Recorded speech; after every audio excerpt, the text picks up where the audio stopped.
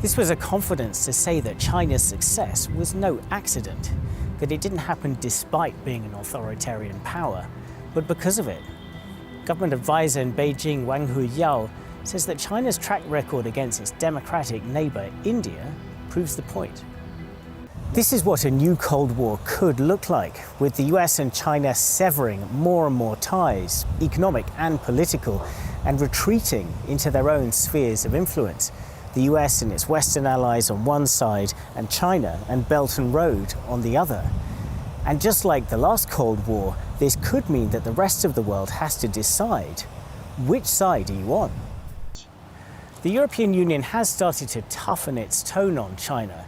A year ago, it came out with a new strategy paper that described a three-part relationship with China, one based on partnership, competition, but also systemic rivalry.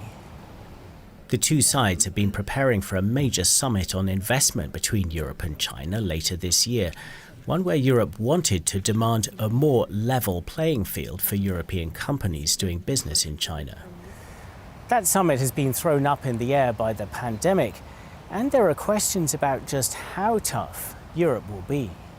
On Huawei, for example, the EU has not followed America's lead with a ban. That's an extraordinary result when you consider the depth of the historic relationship between the US and Germany. But it could get even worse. Donald Trump has made repeated threats to open up a new trade war between the US and the European Union. So that's where Europe finds itself right now, facing the possibility of a new Cold War between a difficult America and an encroaching China. What should it do?